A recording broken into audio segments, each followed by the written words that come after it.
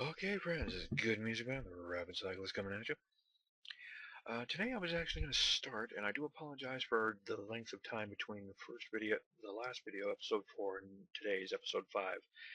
There's been some technical issues on my end and a couple of things that required more immediate attention. So, if you're a fan of the series and we're getting kind of anxious, I do apologize. I was actually going to start a whole thing about, like I said, about bicycle infrastructure. And a quick recap on that: where you ride, what facilities are being made, provisions are being made for cyclists. Bike paths, bike trails, bike tracks, Shero Pass. I'll tell you more about that. But today, I was actually going to go out and film a couple of spots and then post them in the video and then show you what we have here in Salt Lake, what others have done in other countries. Yeah, Mother Nature decided to rain on my parade. Pardon the pun. So let's just get started with bike maintenance this time around, if you don't mind. Um, when you start riding your bike, if you know a friend of yours that's a very good bicycle mechanic, have them take a look at the bike, make sure everything's okay. Give you a list, make sure the tires are inflated to the right pressure for you, based on your weight. A lot of people think, well, just most tires are anywhere between 40 to 60 pounds. Some are 100, but I think that's mainly for those racing bikes. And do that. And then that way, once you got the bike at the zero or factory virgin settings, you go down, you start your next run. Okay, what's different here? Well, tires are a little mushy. Maybe I better pump them up. Anyway, you start your pre-ride check. Squeeze your tires. Make sure they feel good for you. If it's no mushy, put a couple of pumps of air in from your pump. You're good to go. Check your brake pads. Do they need to be cleaned? Now, by this, you can do this with rim brakes. You can't do this with um, disc brakes or drum brakes. You could kind of lightly sand a disc brake, maybe, depending on the manufacturer, or if it got contaminated from something on the disc brake, the rotor itself. You might be able to. Otherwise, you might have to go out and just get yourself a whole new pair. But I don't know a whole lot about that, so I won't cover it here today. As far as rim brakes go, look at the pad. Is it shiny? If it's shiny, it needs to be deglazed. All that means is you take a piece of sanding paper, really fine grit. You don't really need anything that's going to leave major track marks in the. Oh, excuse me. Holy crap. You really don't want anything that's going to leave major marks in your brake pad. Once you get it, if it is glazed, and you'll know it's glazed, you look at it, it looks kind of shiny and reflective. You want to get it so the actual braking surface is completely matte. You can't see any sort of reflected light of any kind. Do that. Make sure your brakes are properly adjusted. And if you don't know how to properly adjust your brakes, there's videos on YouTube for it. I might even post one myself here for my particular type, but odds are you probably got a different braking system than what I use. So, and after that, check your chain. Make sure it's at the proper tension. A big thing you don't want, especially with mountain bikes. I don't know if this is. I first started riding a mountain bike, and I only used the Aircorks because in my opinion, it was just basically a city bike with a front suspension. I'm not a huge fan of dual suspension bikes for some reasons that are strictly personal. Take a look at the chain and make sure that it's correct and that it feels good. Now, you've got enough chain on your bike when you have it up in a bike lift and you spin it and you got the derailleur in its tallest gear. Now, tallest gear in bicycling actually has two different meanings. When you're riding, the tallest gear you got is the one that's very hard for you to pedal, which is usually the one you use going downhill. Going uphill, you want to use the big ring on your rear cassette. So make sure you've got it in the tall one. That'll put the rear derailleur in that all the way, not stretched completely out. It should not be where the chain is basically just making a dual S. It should make a fairly decent. Check it at that point. Take your ruler They can buy various chain checking tools, and that's fine. I've used a ruler. I've never had a problem with it. I usually, when I am more on top of everything, like unfortunately this last year I haven't been able to, so sucks to be me. I take it, I measure from, I put the one line on the ruler right over, directly over the pivot pin of the link, of the chain link, of the link in the chain. I take the number 8 and put that over. If it's right on the pivot point of that one, that's fine. If it's moved a little bit off, but not completely off the pivot point, that's fine. Once the chain, or that mark, comes completely off the pivot point, then there's an issue. It's been stretched. It's wearing out. Now, it depends on your body. Some people will change their chain when it gets to a certain point, and you can look at various manufacturers and also look at how do you ride, how important it is for you to ease up on it, and your money. I mean, let's face it, chains are anywhere from $20 to as much as $60 these days. You're thinking, why are they? Well, they are engineered to a fair degree of precision, although, and I on how things cost versus what they really cost. To give you an example, most of you probably have an iPhone or a smartphone camera, and that camera that's in it, on the iPhone, by the time you factor in the mass production discounts that you do get from manufacturing a part like that in just vast numbers, assembling everything else, your iPhone 4 or 5 probably cost you in the neighborhood of $150 to $200, not the huge great gaping expense you pay for it. Bike chains are the same thing. They shouldn't cost that much because the precision and production is there. They can factor in. People want to make money. It sucks. But make sure you've got the correct chain and the correct amount of chain for the number of, if you got a 10-speed, that means you've got a 5 cassette in the rear and you've got 2 chain rings. You want to make sure you've got plenty so that, in theory, although I can't stress this enough, do not do this, you've got your chain ring or your crank on the big ring, but you've also got the rear end on that big ring, and that makes that chain look like this, and it will skip, it will accelerate the wear. As a general rule, you don't. You want that to kind of, there might be a time when you might need that gear. Odds are you won't in that situation. I'm a big guy. I routinely ride home from the store with 20 to 30 pounds worth of stuff, mostly soda. Yes, I know I shouldn't. I'm a diabetic. But you should do that. Just make sure it is. If you have to replace the chain, replace it. When you replace the chain, also look at the condition of the teeth on your chain ring and your rear cassette. If they look fairly square or normal like when you bought it, you're fine. If they look kind of pointy, okay, that could also accelerate chain wear.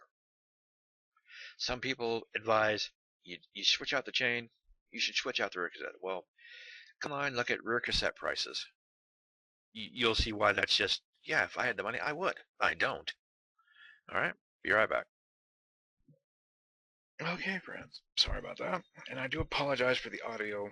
It's glitching out more than I would like. So, I don't know, I may have to move to a different type of video editing software or audio video capturing software. I don't know if it's just the equipment I got or whatever, but anyway, after you make sure your chain's checked, make sure everything else on your bike looks good. Carry your flat repair kit with you at all times. Now, you don't necessarily have to have any inflation material on you. I would advise you, please carry, if for no other reason, carry one of those little CO2 inflators to get you home.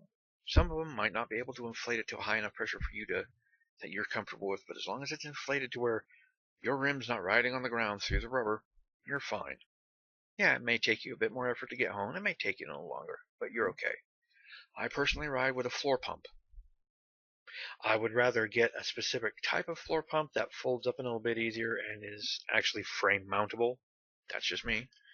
Because those little micro pumps that you see that are only about that big on, they take forever to get your tire up to inflation pressure.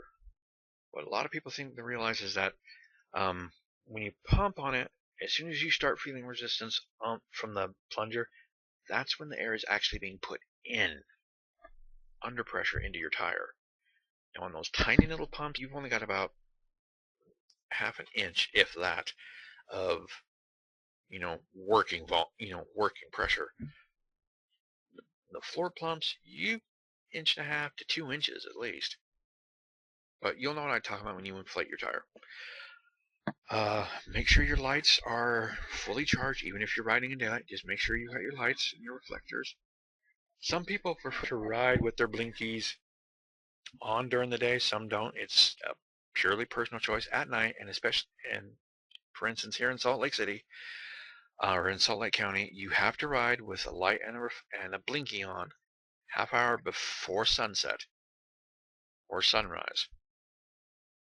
If you're out and about without them, you could be hit. And quite frankly, people saying, well, I didn't know I was getting hit. They didn't tell me that my reflectors weren't enough to make me seen or to be safe on the road. That's bull. That's just society being whiny little bees. Take responsibility for yourself. Make sure you've got the lights. Make sure you've got your blinkies, and they're in working order. What are the things you should have? There's a type of reflective material. I've seen it, and when it's hit with light, it looks very bright, almost to the point it looks like a computer-generated artifact more than anything else. I don't know the name of this material or what jackets this comes in. If some of you out there know what it is, please shoot me an email or a link so I can check it out, and I'll post it and give you a thumbs up for it. You should have some armband reflectors. A good friend of mine, Erin, she rides with them. I've ridden with them in the past.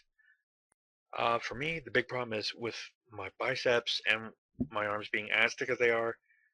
They're cutting off the blood flow. It leads to my hands being numb. But if you've got someone that can sew the reflectors onto a jacket you feel riding with, even if it's just not much more than a 2 layers of t-shirt material with a very thin insulator in between, and you've got it sewn on, that's fine. Make sure if you've got rear deflectors and blinkies, make sure they're not covered with dirt. Your front light should be adjusted so that it's illuminating the ground in you far enough that you're comfortable with what it's showing you, but at the same time, it's not basically horizontal and blinding people that are coming down the opposite side of the road. And make sure it's not too bright. Too bright a light can actually be considered a hazard. Make sure you've got all that. One thing I do want to touch on, with your headphones in, it's a topic that has, aside from motorcycle or motorbiking, and motorbiking, you take a car to some place to bike and then bike around and get back in your car. Some cyclists say, no, you should ride from your house to wherever you want to go and then come back. Others, and that issue alone is the biggest divider I've seen in cycling talk in recent months. For me personally, though, on the other hand, a really divisive thing is whether or not you should ride with headphones. Now, I have no problem with headphones that don't actually, not earbuds, but actual headphones that sit on your ears. They're fine. Unless you've got those things cranked up to where you can't even hear the wind blowing, most of you should be able to hear a car coming behind you. Some will say, well, there are cars like the Honda Prius. You barely hear that thing. That's true. Most of the time, no, you're not going to run into that. Whether or not you should ride with them or not is a strictly personal thing. What I do as a general rule, I put my left earbud in because it seems that my right ear is my dominant ear for hearing things. And I'll leave that. I'll turn it up, or if I've got, headphones on, I'll put the headphones on, just bop away to the music. It helps. Just make sure you're paying attention to what you're doing around here. If you're riding in a bike path and it's separate, stay on your side of the lane. If you're riding on the street, make sure you're up, your head's looking around. It's no different than riding with your car with the radio on and making sure you're being safe. You get hit as well. I didn't see it. That's your fault. Yeah, the motorist may be at fault for hitting you, but you didn't see it. No, you should have seen something. I don't give cyclists much break. I really don't. I want us to be treated exactly like motorists, and do that. You have to take some personal responsibility, folks. Okay? It's that simple. Keep your head, from a term that they use in the Navy, especially on aircraft carriers, keep your head on the wheel. That means keep looking around. Make sure you know what you're doing. I've done that for years and years and years. I've only had 3 accidents that a helmet might have helped, but, they didn't. And to be honest, yeah, my head hurt a little bit, but yeah. But, I've never had a problem. Now, some people, okay, I put a helmet on, automatically they go about 10 shades of stupid. I got a helmet, I can do anything. And then they get hit with that branch right in their teeth. So, yeah, my helmet didn't work, or, they got hit. There was a video I saw, if I can find it again, it was really sad. It was on one of these epic fail win compilations on YouTube. This cop's pulling a lady over, writing her a ticket, and all of a sudden you hear brakes being slammed and you hear a thud, and what you see when the camera flips over, a cyclist splatting on the ground and his bike coming to a crunch. Cop walks over to the car and you can hear the lady in the back in the car going, "We hit somebody." Well, no shit. In an accident like that, odds are a helmet's not going to do a damn thing for you. I'm not anti-helmet, I am just not pro-helmet.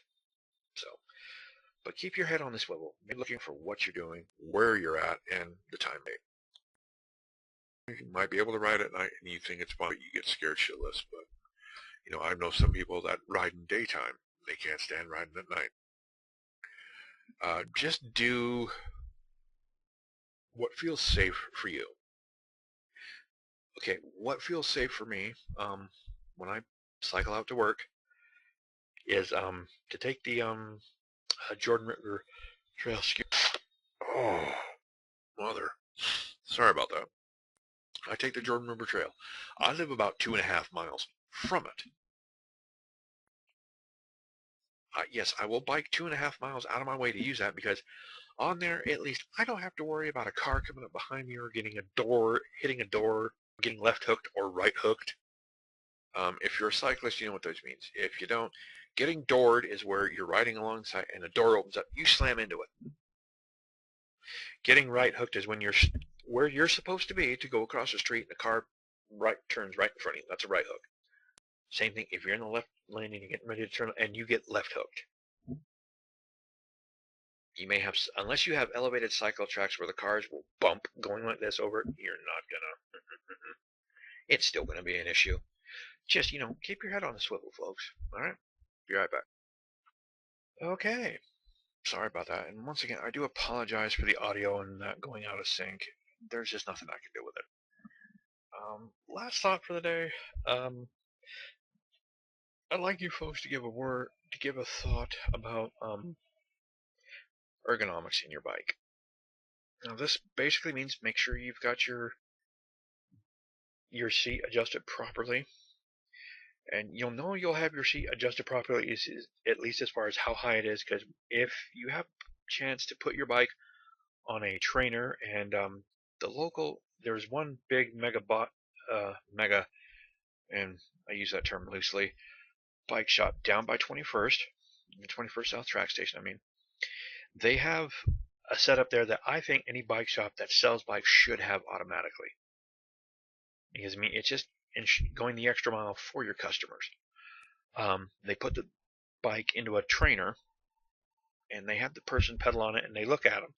Now, when you're cycling, and when you're pedaling around, when your crank is at the full bottom position, either leg, there should be a slight bend to your knee. It shouldn't be a ramrod straight. If it is, your seat's too tall. And if there's a whole lot of bend in it to where even when it's down, it feels like your knee is kind of bent at a 90-degree angle, it's too short. There should be a slight amount of bend in your knee. Now, as far as saddle position, saddles can be adjusted at the most basic way. They can either be slid forward or backwards. Some can actually be adjusted a few degrees up or down. Get it fitted for you. As far as your handlebars go, I should say. Sorry about that. Make sure that you've got the stem set at the proper height. If you don't, see if you can get a taller stem to bring it up to where it's comfortable for you. Now, if you're on road bikes a lot and you go out on the weekends dressed in full kit, you're going to know how to adjust your bikes. If you're more of a casual cyclist, commuter, you want something that's going to save some of the strain on your back and your arms. And to that end, I think one of the greatest inventions that have come down for biking in memory have been bar ends, or handlebars that have many options for you to put your hands, so that riding like this, you've ridden a bike like that, you kind of have to take your hands off every once in a while and shake them. Well, with bar ends, you can have your hands like this for a while. You can have them like this on top of the bar ends. And some bikes, especially people who ride road bikes, will actually have aero bars. Now, I don't know of any pictures I can use that won't get me into trouble. There were a couple on the last one that it was more of a concern, but for the record, if I use an image, it's the best one I can find to illustrate the point. And if some manufacturer out there saying, well, they're using that picture, but hey, get over yourself. I'm just trying to pass on information to the people who might want it, and that's the best image I can find. It's not an endorsement, but it's not a condemnation either. Aero bars they usually have pads for your elbow area, right about here, on the stem, right by the neck, and then they'll have fully functional grips and shifters like this.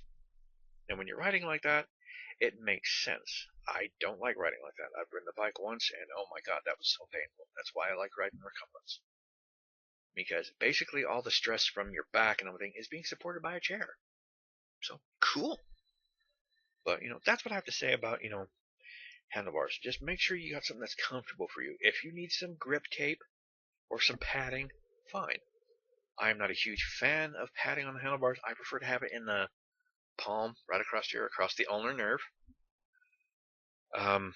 That's not exactly where it is, but that's where a lot of problems with the ulnar nerve feel as if they're coming from right here.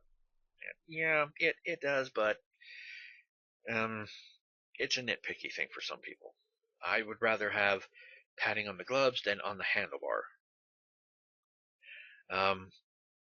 What sort of handlebars and neck combination, that's a strictly personal choice. You find what works for you. I'm not going to give you a recommendation one way or another. As far as anything else, it's about the bike and stuff. There's really not a lot I can tell you that is not either heavily dependent on riding style or anything else. I'll give you a tip. I like a biking computer, and I do recommend you get one because it's a nice way of keeping track. Well, how far did I go today? How fast was I going? What was my average speed? I don't like wireless ones. I have no problem with companies that make them. I prefer the one I've got. Let's see if I can find it here. This one here, this is an endorsement. I like it, and I've used it for a while now, and it's very simple and very rugged. This is a Cat Eye Velo 7. It's a wired bike computer. The sensor that records speed and distance is actually a magnet mounted in the spokes of your tire or rim, excuse me, and then a cable and a sensor unit that's mounted on the fork, wrapped around the fork, and then comes up to your handlebars. It's very easy to take on and off. It just slips in, slips out.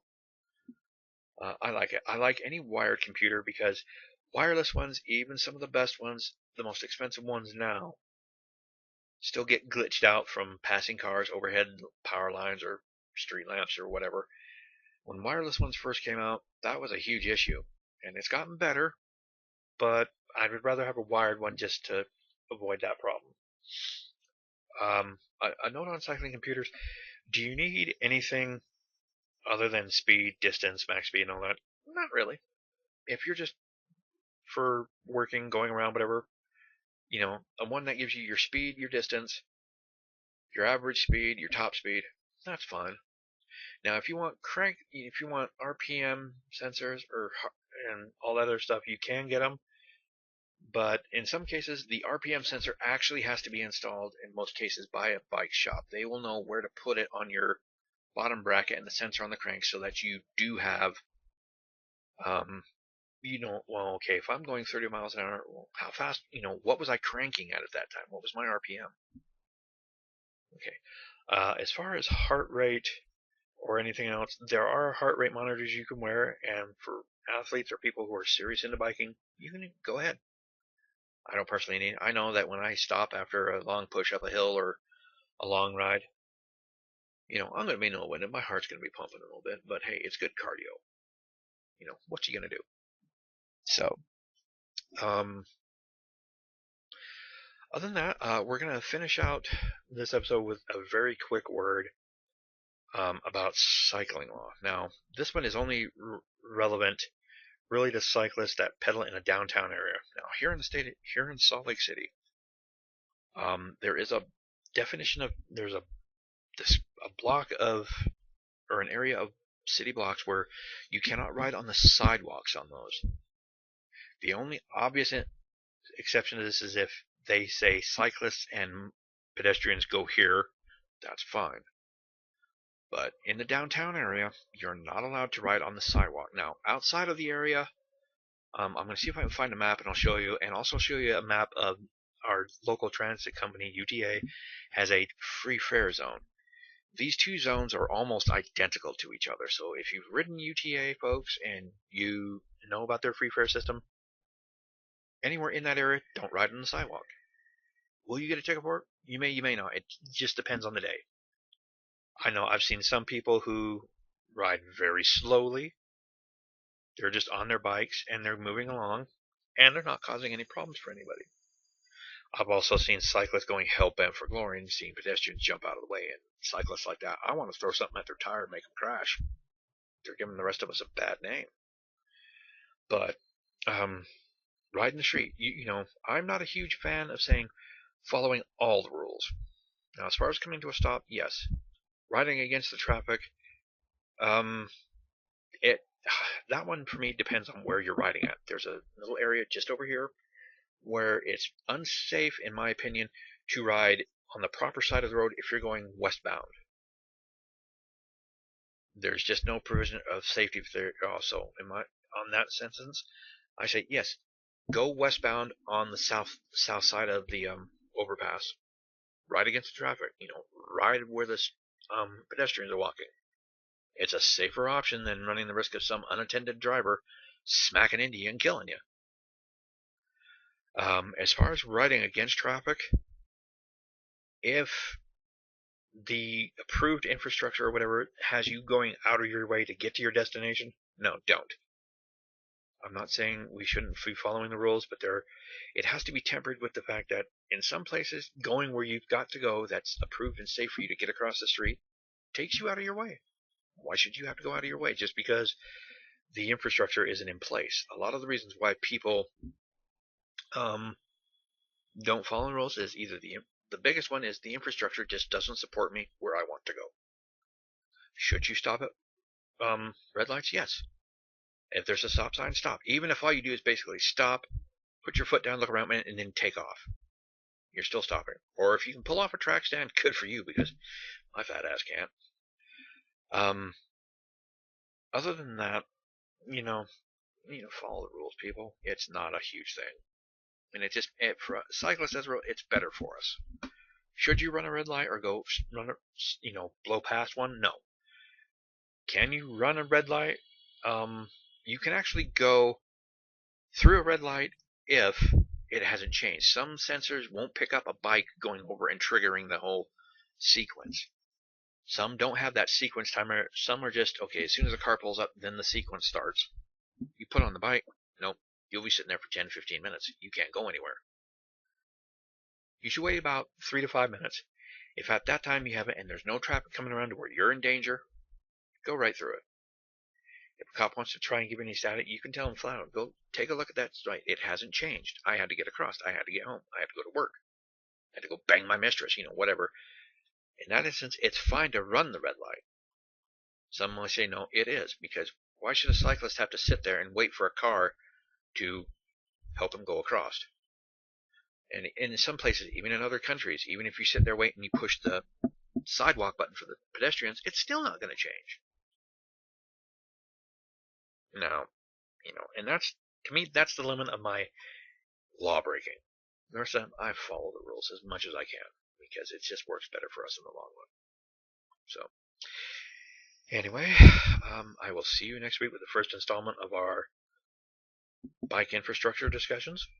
All right, so until then, this is Good Music Fan, the Rabid Cyclist saying, look over your left shoulder, be safe on the road, and God us bless. Thank you.